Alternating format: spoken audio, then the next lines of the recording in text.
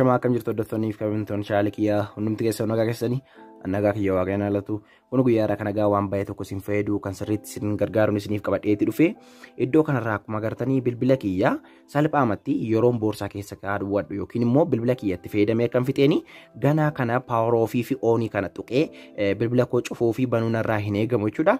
Salphaamatti yoon bilbila koo cufuutii barbaade kun akkana nan godha. Hin booda inni yoo ofiisaatii Ofii naaftaa yeroon harka kiyyarraa kaasummoo kunatti akkuma agartanii oon ta'eetii jira jechuudha hordoftootiyya. Kana jechuun warri paawar oofii fi ooniin bilbila keessanii isiniif hin hojjenne jechuudha. Kuni amma kana tuquun isin hin barbaachisu jechuudha. Sababni isaa yeroo bilbila keessan itti fayyadamtanii fixxanitti boorsaa keessa keewwachuu yoo barbaadan yookiin kiisii keessan keessa kaa'achuuti yoo barbaadanii salphaamatti isin calma jettanii bilbila keessan gara kiisii keessanii geessitu inniyyuu haala kanaatiin of cufa jechuudha. Yeroo isin kiisii keessaa bilbila keessan gabbaastan immoo ofii isaatiin fuula keessan argee akkasiin itti fayyadamuu barbaadda waan beekuufi of bana jechuudha. Kunoota akkuma agartanii baay'ee tokko isin fayyada jechuudha.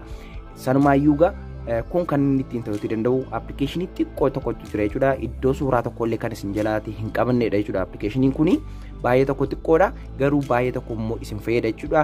Keessatti warri bilbila keessanirraa paawar oofii fi ooniin isiniif hin hojjenne dirqama appilikeeshiniitti kanatti fayyadamuun isin gubbaa jira jechuudha. Sababni isaa egaa yeroo bilbila keessan cuftanii bantanitti paawar oofii fi oonii kana tuquun isin gubbaa waan jiruufi ammaa booda garuu jechuudha aappii kana al tokkoof qofaa aktiivii yoo godhatanii qabaattanii bilbila keessan saayitii kamittiyyuu wanta kamiyyuu yoo fayyadamaa jirtu ta'eyyuu fakkeenyaaf amman yuutuubii keessa osoo hin jiru bilbila koo cufuutii yoo barbaade jechuudha. Salphaamatti kunoo akkana nan dukkaneessa jechuudha. Inniyyuu of cufa jechuudha. Bilbila koo kiisii keessa yoon kaa'e yookiin immoo akkana yoon godhe jechuudha. Kun amma fakkeenyaaf laaptooppii kiyya laaptooppii kanarra yoon kaa'e of cufeeti jira jechuudha. Bilbilli koo garuu ofitti yoon naannessee of bana jechuudha. Kunutti akkuma agartanii baay'ee tokko isin fayyada.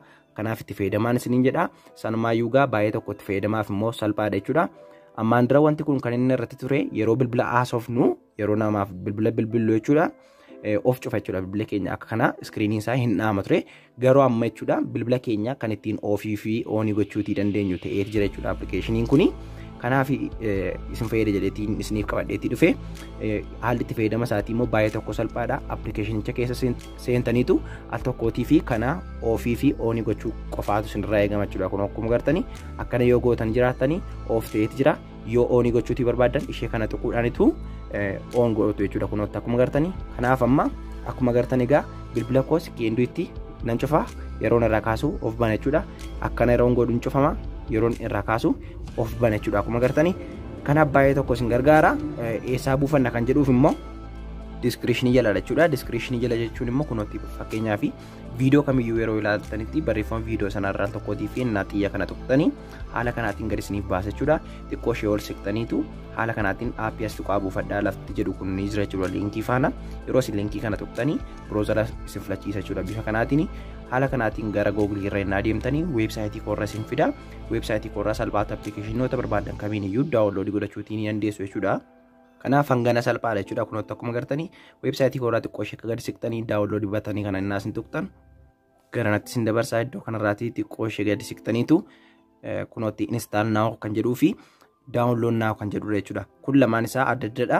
Install now kan jedhu kana innaa tuqxanii play store irraa isin bu'isa jechuudha. Download kana innaa tuqxanii immoo addanumarraa akkasiin buufattanii fi salphaatti isin dandeessa jechuudha. Kunoota akkuma agartanii bilbila keessanitti gadi buufattu jechuudha addanumarra teessanii. Kanaaf warri play store keessan isiniif hin hojjenne salphaamatti weebsaayitii koorra teessanii appilikeeshinii barbaadan kamiiniyyuu gadi buufachuutiin ni dandeessu jechuudha hordoftootiyya. Amma kaastanii gaa rakkoo bilbila keessanii irraa paawar oofii fi ooniin koo hin hojjetu jechuun hin jiru jechuudha. Kunoota akkuma agartanii bilbila keessan haala kanaatiin otoo paawar oofii fi ooniin tuqiini bilbila keessan cuftanii banuutiin ni dandeessu jechuudha. Kunoota akkuma agartanii baay'ee tokko salphaa fi baay'ee tokko kan namatti toludha jechuudha. Akkasinitti fayyadamtan abdiin nan qaba. Yeroo itti aanu hin deebineen galagaruutti nagannaaf turaa isinan jaalladhaa isinan kabajaa. Baay'ee.